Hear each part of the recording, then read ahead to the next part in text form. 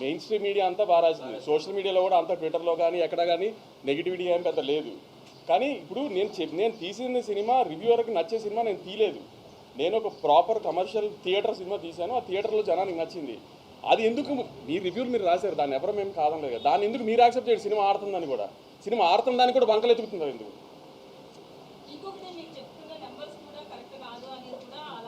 Prove చేయ ఎవరినైనా prove చేయమనండి, ఓపెన్ ఛాలెంజ్ ఎవరన్నా ప్రూవ్ చేయమనండి. ఆబ్వియస్లీ నైజాం ప్రూవ్ చేయమనండి. ఇప్పుడు ఎవరికి డౌట్ ఉందో రండి, నేను ఫోన్లో చూపిస్తా. ఎవరికి డౌట్ ఉందో రండి, నేను కలెక్షన్ చూపిస్తాను. నైజాం కలెక్షన్ నా ఫోన్కి ఫేక్ పంపించారు కదా, డిస్ట్రిబ్యూటర్ నాకు ఫేక్ పంపిస్తే నాకు డబ్బులు కట్టాలి కదా. నన్ను చూపిస్తే ఎవరికి డౌట్ ఉందో రమ్మనండి.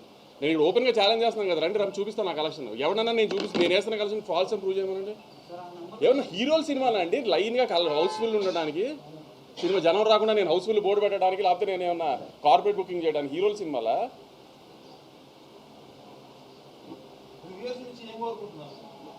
నాకు రివ్యూస్ నుంచి ఏమీ కోరుకోవట్లేదు. నేను అంటుంది మేము మీ రివ్యూస్ని రెస్పెక్ట్ చేసి అందరం యాక్సెప్ట్ చేసినప్పుడు, సినిమా ఆడుతున్నప్పుడు ఆ సినిమాని ఎందుకు సపోర్ట్ చేయరు, ఇంకా ఎందుకు పుష్ చేయరు ఆ సినిమాని? మీరు అబ్జర్వ్ చేశారా? ఏ వెబ్సైట్లో కూడా రివ్యూస్ వచ్చిన ఏ వెబ్సైట్లో కూడా గత 4 రోజులుగా సినిమా బాగా ఆడుతుంది, కలెక్షన్స్ బాగా ఆడుతున్నాయి అని ఒకే ఒక వెబ్సైట్లో వచ్చింది ఆర్టికల్, మిగతా దేంట్లోనూ రాలా. అంటే ఏంటి ఉద్దేశం? మీరు రివ్యూ బాగా ఇవ్వకపోతే సినిమా ఆడకూడదా? ఈ మధ్యకాలంలో మీరు రివ్యూలు ఇచ్చిన బాగా రివ్యూలు ఇచ్చిన ఏ కమర్షియల్ సినిమా ఆడింది?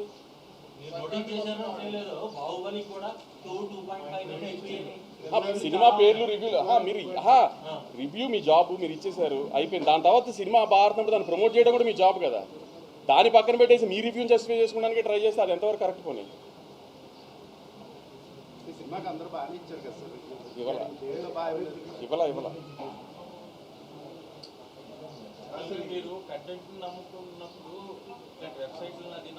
నమ్ముతాను అనట్లేదు నేను, మీకు చెప్తున్నా. నేను ఇప్పుడు రివ్యూ అయితే ఎఫెక్ట్ చేసిందని కూడా అనట్లేదు. రివ్యూ ఎఫెక్ట్ చేసింది నాకు జీవి గారు చెప్పినట్టు 1 మిలియన్ చేయదు, నేను అదే అనట్లా.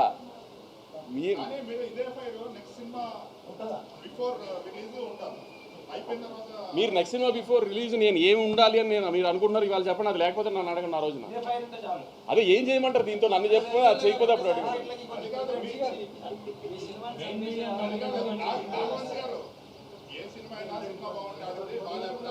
అంతే ఆబ్వియస్. సార్ నేను ఆడియన్స్ కూడా చెప్తున్నానండి, రివ్యూ అనేది ఒక మనిషి పర్సనల్ ఒపీనియన్. అతను ఒక ఎలక్షన్ రిజల్ట్ లాగాను వీటి లాగాను ఒక 15 మంది, ఒక 100 మందో 200 మందో, ఒక 1000 మందో 15,000 మందో ఒపీనియన్ తీసుకుని రివ్యూ రాసేది ఒక మనిషి పర్సనల్ ఒపీనియన్. ఆ రోజు వాళ్ళ ఆవిడతో ఇంట్లో గొడవ అయితే ఆ సినిమాకి బ్యాడ్ రివ్యూ రాసిన ఆశ్చర్యం లేదండి. రివ్యూని దయచేసి నమ్మకండి, అతను అది పర్సనల్ ఒపీనియన్ అంతే.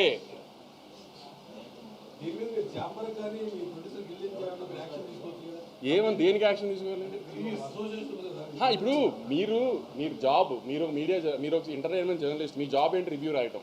మీరు రాశారు, మేము కాదనట్లా, అయిపోయింది కదా. దాని తర్వాత సినిమాని ఎందుకు ప్రమోట్ చేయట్లేదు?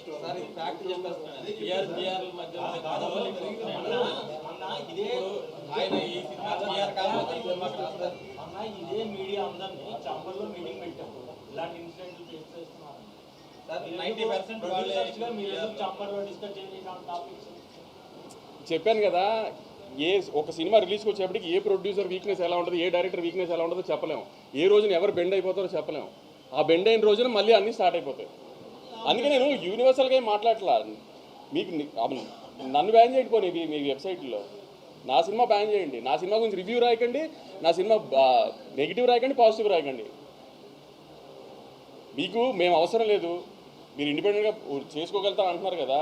సినిమాలతో ప్రొడ్యూసర్లతో సినిమా ఆడటం, సినిమా బాగుండటం మీకు అవసరం లేనప్పుడు అలా చేయండి. పోనీ అదే చెప్తాను కదా,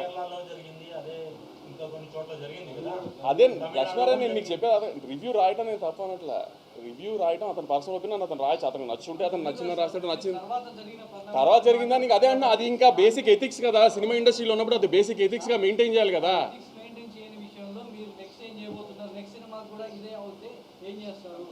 అదే చెప్తున్నాను కదా, నెక్స్ట్ సినిమాకి ఏం చేయాలి అంటే వాళ్ళని మేము దూరం పెడతాం. ఆబ్వియస్లీ వాళ్ళు మమ్మల్ని దూరం పెడితే హ్యాపీ, గొడవే లేదు కదా.